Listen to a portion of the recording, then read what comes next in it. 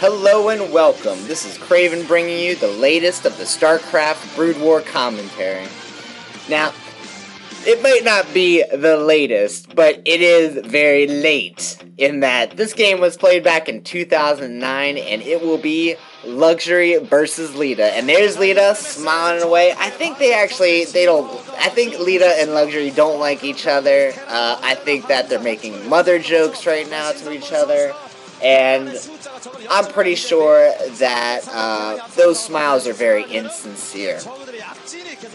Now, on the map we're playing today is Destination. Destination being one of everyone's favorite maps. It is a great two-player map where the players are located on the north end and the south end. And it's basically a north-south divide, a civil war of U.S. history. So, we have Leta at the bottom, and we have Luxury at the top. Now, in Terran vs. Zerg, Leta's known for some crazy microplay. More importantly, Leta's known for being extremely aggressive, utilizing his superior micro to just get Zerg where they're not expecting it. The way that Leta works is that he's going to form a game that the other player is uncomfortable with, that has gone so outside of the normal realms that practicing for this kind of game doesn't help, and that really what you have to do is think on your feet. Now, there's Leta setting up his supply depot at the front of his entrance of his main. Very common use with that in Terran players against Protoss, and it is very useful on this map against Zerg as well because you can get a complete seal off. Not just something that can block off Zealots, but something that can block off all units from trying to pass through. And that only happens when you have a wall that's completely vertical. Or at least generally so. It's when you create a wall that's completely vertical. Of course, with the barracks on the bottom side. Now, Luxury got into the base, and Leta is setting up his engineering bay. I don't know how Leta immediately knew that there would be an expansion coming right away, but I've seen this kind of play before with Boxer a long time ago, where the Zerg player is desperately trying to expand. Maybe it's because of the nature of the map, but Boxer used to do this kind of play where he puts up that engineering bay and he puts down a factory, and by the time that a hatchery is ready to be, a hatchery is made and the sunken is on its way, the vulture is already getting right through to the main side of the base, right through the expansion, before that sunken colony can get up. Now here we have Leta putting those 3 SCVs on the gas, and there's the spawning pool going down. That spawning pool is pretty late, but there's nothing really to worry about because Luxury saw that there was, 1 or 2 Marines being made, maybe not even that. He wasn't building a offensive kind of thing. It was really just to, look at that, not even a single Marine made. It was really just to have that block off and to begin on that tech route. Now, the factory is going up outside of Leta's main, and that is going to cause Leta to be able to send in that vulture almost immediately. It's gonna cut in half the time it would take for that vulture to get across the map. Now, 3rd hatchery is going down. No sunken colony down just yet. That factory is about 3/4 of the way done. The vultures build very quickly, so Luxury desperately needs to put down that sunken colony now. And there's the SCV. I think that's what the SCV is trying to do right now, is he's trying to block off any SCVs that might be coming around to build that sunken colony so he can delay it for just that split second longer. I'm sure the vulture is coming out right there, and there is a starport.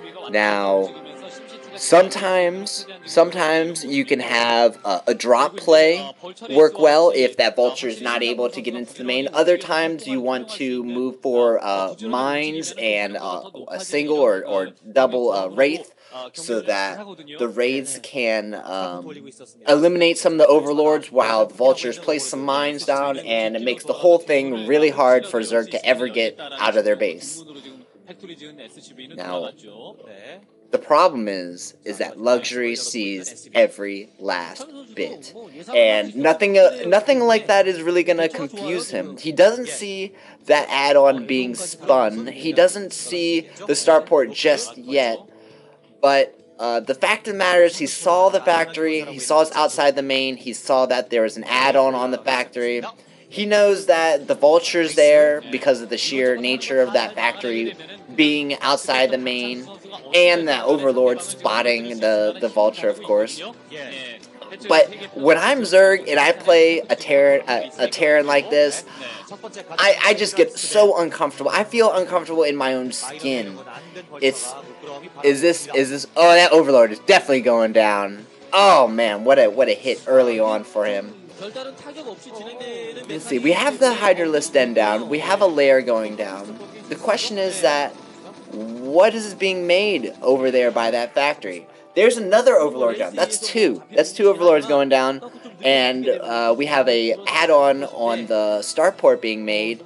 Now, that vulture is dead meat, and it seems like Luxury is trying to sit back in his base, and Leta is building behind Luxury's expansion, unable to see it because there's no overlords there. What a shame. That tank there, the tank is there almost alone. He has 3 Marines, and there's the vulture. I'm sorry, and there's the Wraith. And there's not a lot that Luxury can do. If I was Luxury, I'd be sending around drones and lings and hydras, and I would be going for a massive attack over there to the right side, because as long as he keeps up his 2 bases, he'll at least be even. It's hard to imagine that a Zerg having 2 bases and a Terran having 1 base, on them being truly even. But if he could swing around and kill those things, the economics of the game would not favor either player. They should be about even right there. And there's the single Marine killing his first Ling, killing the second Ling, and the SCVs. There's 2 Marines now, and there's 4 SCVs repairing on that barracks being attacked by 5 Lings, which is not going to work out. Even the Wraith there, and this is just turning out to be a horrible situation. Luxury is trying to pull back, trying to move back to behind that expansion, but it's too late. After going for Leta's main, there's almost nothing that can be done. And if he's gonna bypass this front that has been formed by Leta, it's got to be through drops or Mutalisks. Those 3 tanks right there are definitely not what you want to see for attacking with Hydras. I think Lings might be able to do some damage. Those 3 Marines are pretty powerful. And look at that supply depot. It just almost blocks off the entire thing. I don't know. I think that just sealed it in. I don't think that amount of Lings would actually do the damage now. I think the only way to do it would be through massive Hydralisk, but we have Mutalisks coming out on the scene, and they're attacking. There's 2, and they go invisible. There's no way for Luxury to get into Leta's base now when you have invisible Wraiths already attacking at the Mutalisk. What a great game. What a unexpected play by Leta, sending units to the back of the expansion. Now, people have done this before. I mean, I even got beat one time where there was a Terran. I think it was it was a Zerg player. It was a Zerg player who was building a base behind my expansion on destination, and what ended up happening was he started to make sunken colonies behind the expansion, and the sunken colonies started killing off my probes. It was something I'd never seen before, something I totally didn't expect.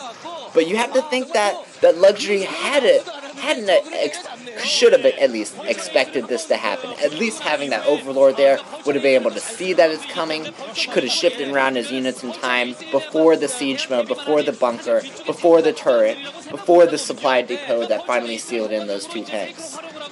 But this was a great game. This truly shows Leta's crazy-ass play, and I hope you enjoyed it. This has been Craven, guys, and I'll see you next time.